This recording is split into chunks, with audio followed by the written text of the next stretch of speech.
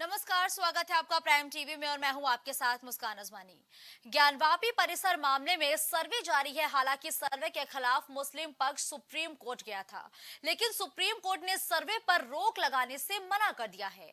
इस बीच सबके अपने अपने पक्ष है। कोई सर्वे के खिलाफ है तो कोई सर्वे के फैसले का स्वागत भी कर रहा है। इसी को जानने के लिए हमारी टीम जनता के बीच पहुंची और उनसे उनका मत भी जाना। ये रिपोर्ट देखिए। ज्ञानवापी प्रकरण पर इलाहाबाद हाईकोर्ट ने एएसआई को सर्वे की इजाज़त दे दी है। एएसआई की 43 सदस्यीय टीम ज्ञानवापी परिसर में सर्वे का काम शुरू कर दिया है, लेकिन इलाहाबाद हाईकोर्ट ने इस शर्त पे सर्वे की इजाज़त दी है कि बिना खुदाई ज्ञानवापी परिसर में सर्वे कराया जाए। आधुनिक और वैज्ञानिक तकनीकी से कार्बन डेटिंग के माध्यम से एएसआई सर्वे करने का दावा कर रही है। इस पूरे मुद्दे पर हम लोगों की राय जानेंगे, पब्लिक की राय जानेंगे कि लखनऊ की जो जनता है वो पूरे इस मामले पर क्या सोच रखती है। जिस तरीके से आप देख सकते हैं कि दारुल सफ़ा गेट है, विधायक निवास नंबर 1 और नंबर 2, यहाँ कई लोग मौजूद हैं। उनसे जानने का प्रयास करेंगे कि ज्ञानवापी प्रकरण में उनके क्या विचार हैं और इस पूरा जो सर्वे है, एएसआई का जो सर्वे है जिस पर इलाहाबाद हाईकोर्ट ने इजाज़त दी है और कहा है कि दोनों पक्षों से इसको लाभ होगा, किस तरीके से देखते हैं। क्या नाम है आपका? सतपाल सिंह। इलाहाबाद हाईकोर्ट ने एएसआई को सर्वे की इजाज़त दी है। लगातार मुस्लिम पक्ष सर्वे का विरोध करता रहा है, लेकिन हिंदू पक्ष यही सर्वे की इजाज़त मिलने के बाद जो है वो खुशियां मनाते हुए देखा सकता है। तो किस प्रकार से देखते हैं? इलाहाबाद हाईकोर्ट ने कहा है कि इस सर्वे से दोनों ही पक्षों को लाभ होगा। क्या कुछ चीज़ें निकल के सामने आ सकती हैं, देखा जाएगा। क्या मानना है आपका? 2 बार पहले भी सर्वे हो चुका है, एक बार और हो जाए, 2 बार और हो जाए, उससे कोई फर्क नहीं पड़ता। सर्वे में जो आएगा उसको मुद्दा बनाते हैं भाजपा वाले चुनाव के दौरान।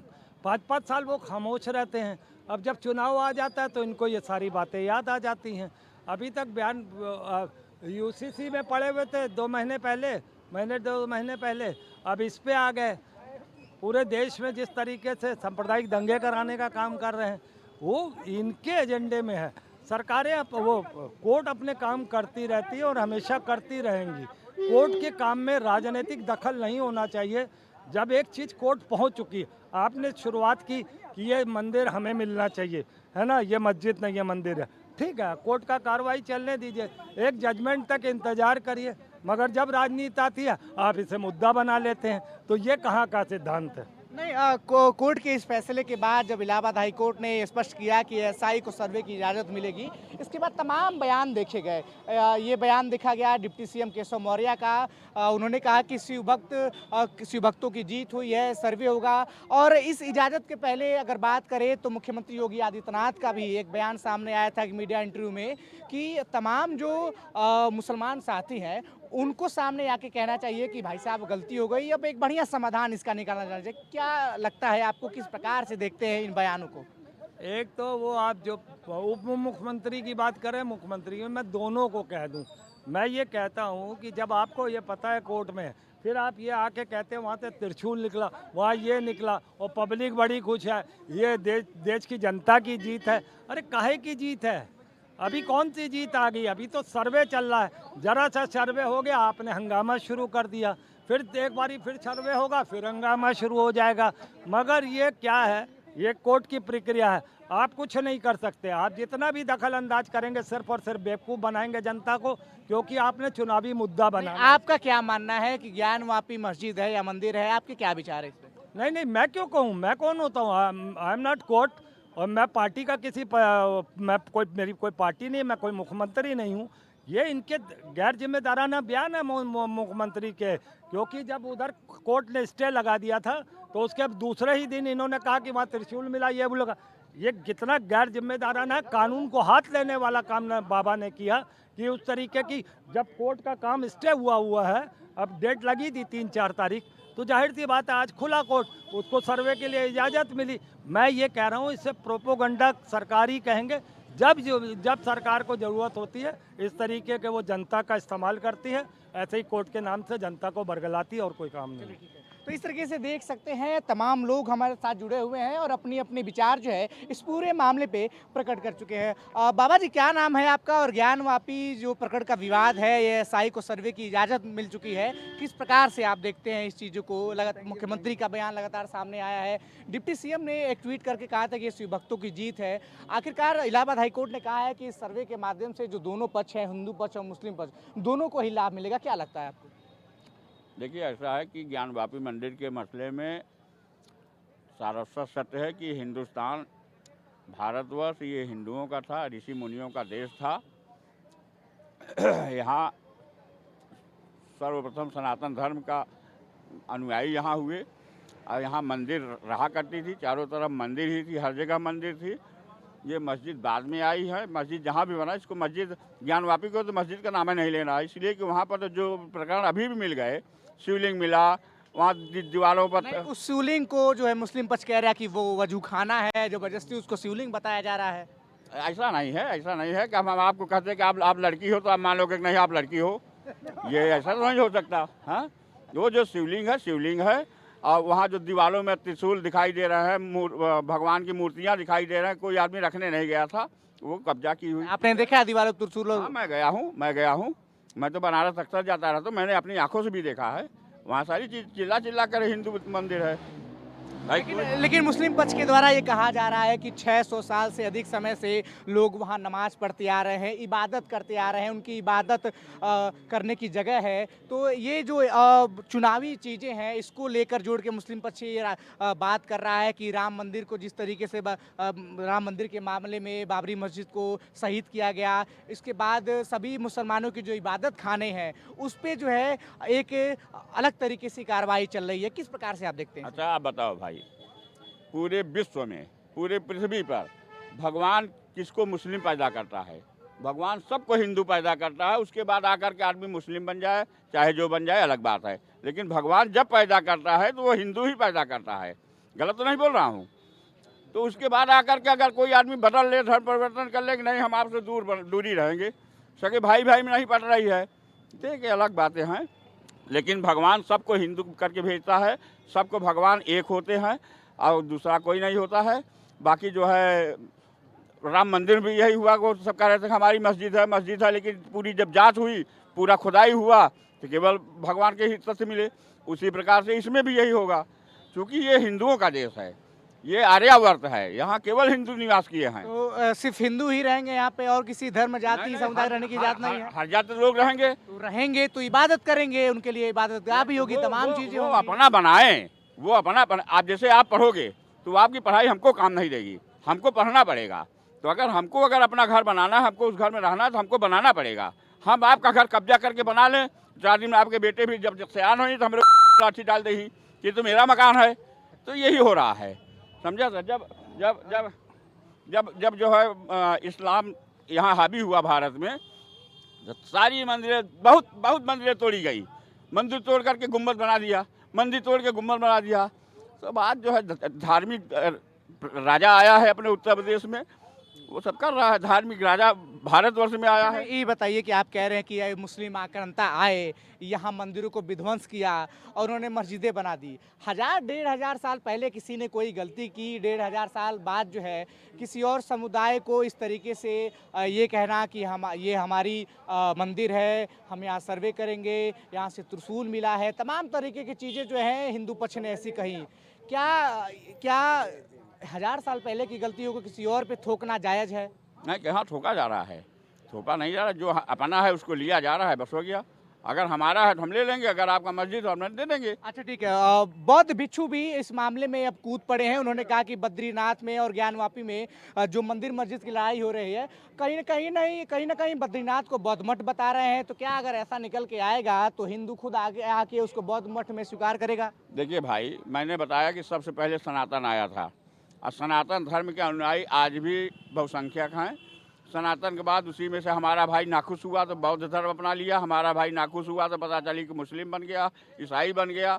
ये एक अलग बात है, लेकिन सनातन सनातन है। सनातन का मतलब कि जिसका कोई और अंत यही नहीं है, समझा था? सनातन धर्म सनातन। जहाँ तक मेरी जानकारी है, लोग एक इंसान के रूप में जन्म लेते हैं। भगवान अगर उनको धरती पे भेजता है तो कि इंसान के रूप में भेजता है और उनके अंदर भावनाएं होती हैं, उनके अंदर सोचने समझ की शक्ति जो है वो धीरे धीरे विकसित होती है। एक हृदय होता है जो भावनाओं से ओतप्रोत होता है और इंसान जो है वो सभी का सम्मान करता है और हर एक इंसान दूसरे इंसान में इंसानियत को उम्मीद करता है। हम आगे चलेंगे, कुछ लोगों से बातचीत करेंगे, क्या कहना चाहते हैं। जिस तरीके से आपने उन्होंने इनकी बातें सुनी, सहमत है आप इनकी बातों से? देखिए ऐसा है, ये सर्वधर्म समभाव, हमारा देश सर्वधर्म समभाव का है। हमारे देश में सत्यमेव जयते है।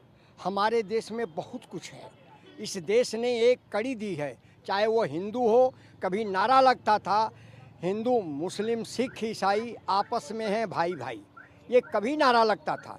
लेकिन मान्यवर ने एक शब्द कहा, मैं इनकी बातों का मैं स्वागत करता हूं और स्वागत योग्य ये है, इन्होंने कहा सनातन। सनातन हर जात में है। सनातन ही हमारी एक ऐसी पूंजी रही है जो सर्वधर्म समभाव की पूंजी रही है और वो पूंजी, उसी पूंजी पर यदि कोई गलत ढंग से राजनीति करेगा तो ये बर्दाश्त के बाहर है। नहीं, आपने सर्वधर्म समभाव की बात की। महात्मा गांधी लगातार भाईचारे की बात करते थे, देश के राष्ट्रपिता माने जाते हैं। लेकिन अगर देखा जाए तो कुछ ऐसे मामले हैं जिन पर लगातार बयानबाजी होती रहती है और कहीं ना कहीं देखा जाता है कि हिंदू बनाम मुस्लिम का प्ले कार्ड खेला जाता है। किस तरीके से आप इसको देखते हैं? अब देखिए ऐसा है, हमने एक ही शब्द कहा कि क्या आज का नौजवान, मैं सीधे कह रहा हूँ, क्या आज का नौजवान या वर्तमान प्रधानमंत्री उस समय की स्थिति में थे? कैसे देश को स्वतंत्र कराना है, कैसे देश में लड़ाई लड़नी है, कैसे देश को एक रूपता में बांध करके देश को लेकर आगे चलना है, क्या ये इनके लोग कभी, इनका तो जन्म ही नहीं हुआ था। जनसंघ, ये जो संघ है, संघ का जन्म 1950 में हुआ। हम 47 में स्वतंत्रता ले लिए थे, तो 3 साल बाद ये आए थे। ये कहाँ थे? नहीं, जो संघ के जो संस्थापक थे वो कांग्रेस से ही निकल के आए थे, कांग्रेस की विचारधारा से थे। ये गलत बात है। ना ना ना ना ना, ये लोग अपना एक, इनका अलग ही हुआ है, उससे मतलब नहीं। जैसे आज का नौजवान चाहे जिस जाति का हो, चाहे जिस धर्म का हो, कोरोना के कारण या और कारण दाढ़ी रखा है, ठीक है। उससे तो नहीं पता लगेगा कि ये सिख है कि मुस्लिम है कि ईसाई है। सिखों का तो अपना एक अलग उनका वो होता है, उससे मालूम हो जाएगा। लेकिन जो वर्तमान का नौजवान है, चाहे वो हिंदू हो, चाहे हिंदुओं में तमाम लोग, तमाम चाहे बाभन ठाकुर लाला अनिया बनिया तमाम लोग हैं, तो ऐसे लड़कों को देखने से मालूम होता है कि ये हिंदू हैं कि मुसलमान हैं। आप बताइए, नहीं ना? जब नहीं तो इस चीज़ में आपको आना होगा कि यह देश सर्वधर्म समभाव का देश है। यहाँ एक रूप में रहना होगा तो रहना होगा, नहीं तो आपको जाना ही होगा। अच्छा, ये बताइए कि मंदिर और मस्जिद की बात लगातार हो रही है। इस देश को मंदिर चाहिए या मस्जिद चाहिए या फिर कोई ऐसी चीज़ चाहिए जिससे देश का और विकास हो? देखिए, मैंने एक ही शब्द कहा, यह देश सर्वधर्म समभाव का देश है।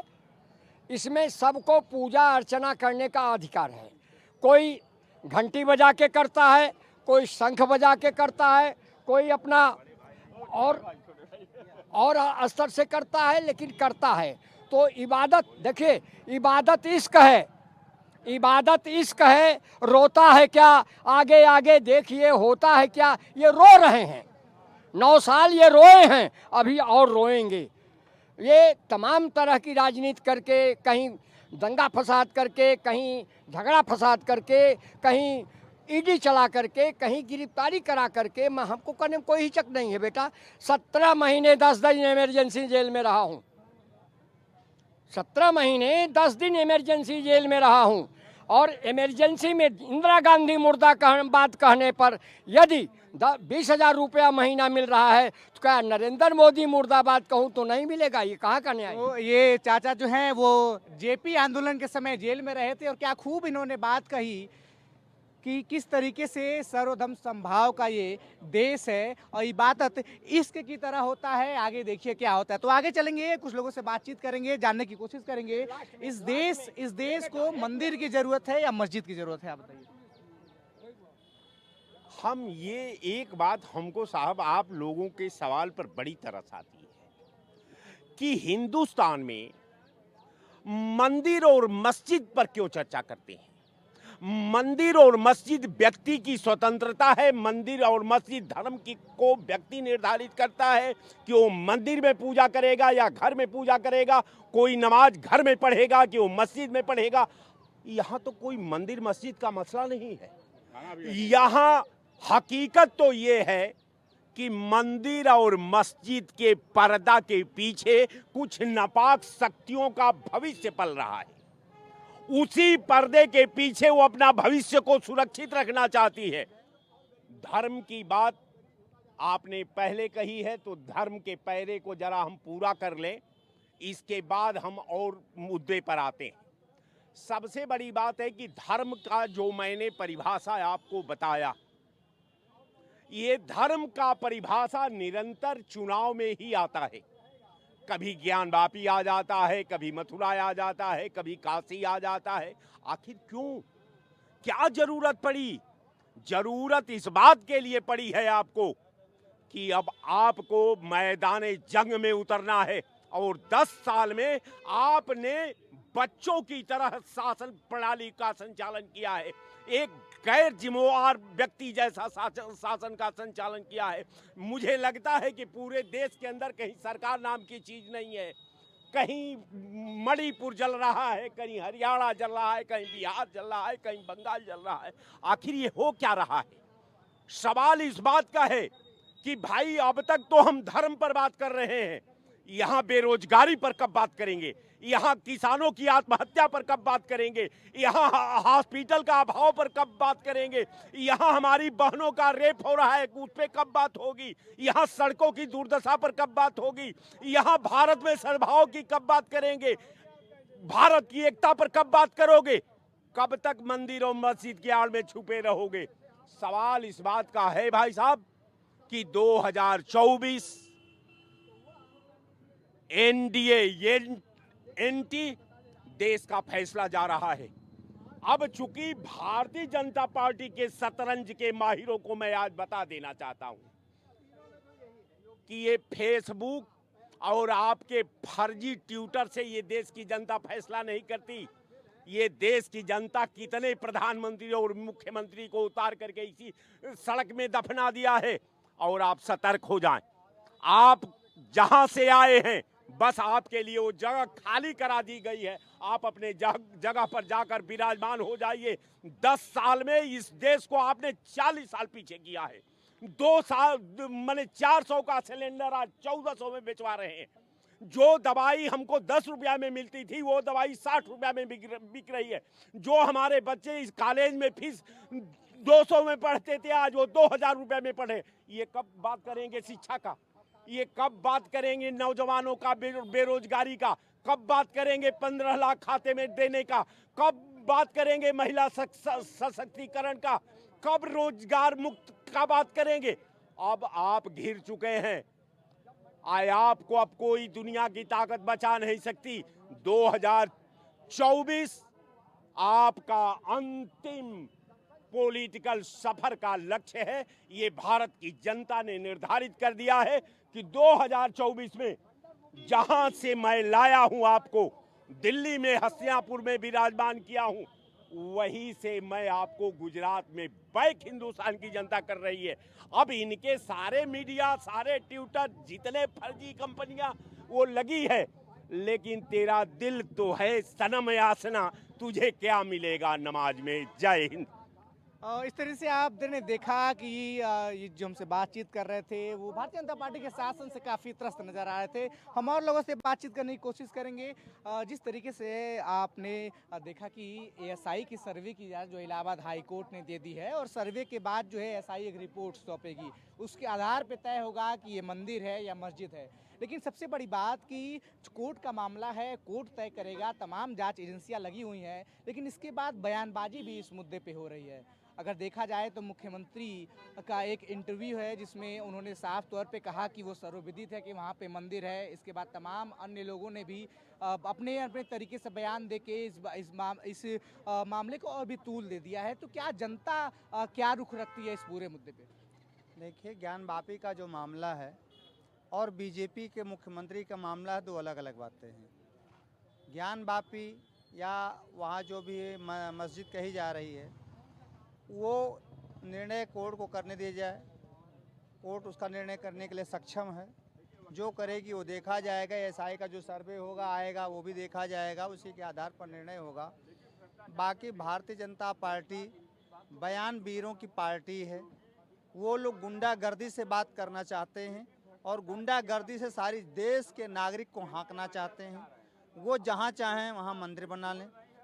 जिस मुख्यमंत्री ने कहा, उस मुख्यमंत्री की बात बता दूं कि गोरखपुर से लेकर के माँ पाटन देवी तक, लेहड़ा देवी, पलटा देवी, पाटन देवी, जो कभी गोरक्षनाथ पीठ से संचालित नहीं की गई थी, उसको जबरदस्ती एक ट्रस्ट बना करके कब्जा कर लिया। और ये सारे पीठ मठ बना करके, मठों की तो सरकारी है, उसमें कहने की जरूरत नहीं है, वो मठाधीश तो खुद ही हैं, तो वो किसी माफिया से कम नहीं है। उनके ऊपर स्वयं ही 50 मुकदमे थे, जिसका स्वयं ही उन्होंने वर्ण कर लिया था, स्वयं ही उन्होंने उतार के फेंक दिया। ऐसा दुनिया का पहला प्रदेश के मुख्यमंत्री को माफिया कह रहे हैं। मैं थोड़ी कह रहा हूँ यार, मुख्यमंत्री खुद अब संसद में जाके कहा कि साहब मुझे माफी मार दिया जाएगा, मेरे ऊपर 50 मुकदमे हैं। और उस मुकदमे को मुख्यमंत्री होने के बाद कोई क्या जज बन जाए तो अपना मुकदमा स्वयं सुनवाई कर सकता है क्या? ऐसा कहीं भारत के संविधान में प्रावधान नहीं है। तो ये सरकार, ये जो बीजेपी की सरकार है, बीजेपी के लोग हैं, इनको संविधान से कुछ भी लेना देना नहीं है। ये गुंडा हैं, माफिया हैं। 9 सालों से 10 सालों से गुंडा माफियागिरी करते चले आ रहे हैं। जैसा अभी मेरे बड़े भाई वकील ने कहा, अधिवक्ता महोदय हैं, आप कह रहे हैं कि बाबा की सरकार बहुत अच्छी है। बस एक कमेंट करते हैं, वो कमेंट ये है कि साहब भ्रष्टाचार को वो मिटा नहीं पा रहे हैं, यानी भ्रष्टाचार को बढ़ाते हुए चले जा रहे हैं। यहाँ पर केवल एक ही नीति है, डराने धमका करके रखने की नीति है। डरा करके धमका करके जनता को रखा जा रहा है। लेकिन जो बयान उन्होंने ज्ञानवापी पर दिया, हम उस मुद्दे पर आते हैं। किसी भी बड़े पद पर बैठे हुए व्यक्ति को ये बयान नहीं देना चाहिए जब न्यायालय में है। या न्यायालय के आदेश की अवमानना का उल्लंघन करना है। और उनके ऊपर, अगर मैं यही कहूँगा कि जो भी ऐसे बड़े पदों पर बैठे बात करते हैं, मैं माननीय न्यायालय से निवेदन करना चाहूँगा कि ऐसे लोगों के ऊपर न्यायालय की अवमानना का मुकदमा चला करके तुरंत ही बर्खास्त कर देने की प्रावधान होना चाहिए। तो आप पेशे से एक वकील हैं और जिस तरह से उन्होंने कहा कि मुख्यमंत्री का बयान जो है वो कोर्ट के आदेश की और कोर्ट की अवमानना है, क्या आप इनकी बातों से इत्तेफाक रखते हैं? कतई नहीं, कतई नहीं। अगर मान लीजिए कि इन्हीं के पिताजी की प्रॉपर्टी, जिसको उन्हें खून पसीने से एक करके मकान बनवाया है, कोई गुंडा आकर के उसको कब्जा कर ले, then what will you do? क्या करेंगे आप? आप छोड़ देंगे? बोलिए मत। फर्स्ट मैं नहीं बोल रहा था, मैं नहीं बोला था, मैं नहीं बोल रहा था। दूसरी बात, आपने आतंकवादियों को आप कह रहे हैं कि मतलब कि टेरर है। नो टेरर, जनता में टेरर नहीं है। आप में टेरर हो सकता है, अपराधियों में टेरर हो सकता है। बुलडोजर आज तक किसी चलाया नहीं था। सत्य को सत्य कहिए। अब चुप रहिए। I do not want to talk to you. अब बोलिए मत। दूसरी बात, आतंकवादियों के मुकदमा किसने वापस लिया था? योगी ने लिया था। हमको अगर 100 लोगों ने हमारे दुश्मन ने मुकदमा कर दिया है तो हमें उसको जो वापस लेने का अगर उस लायक हम हैं, आप तो नहीं है ना, हम उस लायक हैं, बुरा मत मानिएगा। अगर हम सक्षम होंगे तो हम मुकदमा वापस लेंगे। और इससे पहले जो कांग्रेस ने किया, सपा बसपा ने किया, हमारे यहाँ जो है मुख्यमंत्री हुआ करते थे मुलायम सिंह जी, वहाँ 4 राजपूतों को गाड़ा गया था आजमगढ़ में और कहे कि वो हमारे साथ थे। रमाकांत यादव कहाँ है? आप भूल रहे हैं। इसने तो किसी की हत्या भी नहीं करवाया, नहीं इसके लोगों ने। और वह तो हत्यारों के लोग वो कर रहे हैं आतंकवादियों को। आज जितने आतंकवादी हैं, जितने हत्यारा हैं, सब सपा बसपा और कांग्रेस की देन है। और सबसे बड़ी बात है, सुन लीजिए अभी नहीं, सुन लीजिए अभी। मैं तो ये कहता हूँ कि आज अगर जो भी चुनाव हो जाए, मोदी और योगी से बढ़िया कोई है ही नहीं है। बस भ्रष्टाचार दूर करें। भ्रष्टाचार नहीं दूर कर रहे हैं, भ्रष्टाचार बढ़ा रहे हैं। आपका कहने का मतलब है, सब वही आपका कहने मतलब भ्रष्टाचार बढ़ा रहे हैं, वह कांग्रेस बसपा सपा ने बढ़ा रहे हैं। अधिकारियों को रखा, वही यही बढ़ा रहे हैं। वही लोग कर रहे हैं। वो अधिकारी चलने नहीं दे रहे हैं। कौन अधिकारी चलने दे रहे हैं? जो कांग्रेस सपा बसपा के भ्रष्ट अधिकारी हैं। मैं आपको पूछना चाहता हूँ, नवनीत सहगल जो है किसके दामाद हैं? क्या भाजपा के मुख्यमंत्री के दामाद नहीं हैं? उनकी नियुक्ति किसने किया था? आप बताएं। और इनकी सरकार में क्या नियुक्ति किसने किया था नवनीत सहगल की? हाँ, मैं आपकी नियुक्ति की बात नवनीत कर रहा हूं। क्यों नियुक्ति की बात मैं बता रहा हूँ। दमाद से नहीं मतलब है। अब वो तो अगर नहीं, नवनीत सहगल जैसे भ्रष्ट अधिकारी का नियुक्ति किसने किया था? एग्जाम देगा, एग्जाम में आएगा, उसको किया जाएगा, उसके तहत वो आए। वो हमेशा बड़े पदों पर रहते हैं, मुख्यमंत्री के सलाहकार रहे। मुख्यमंत्री के सलाहकार रहते हुए बलिया एक्सप्रेस तैयार की गई, पूर्वांचल एक्सप्रेस तैयार किया गया, जो टूट गया।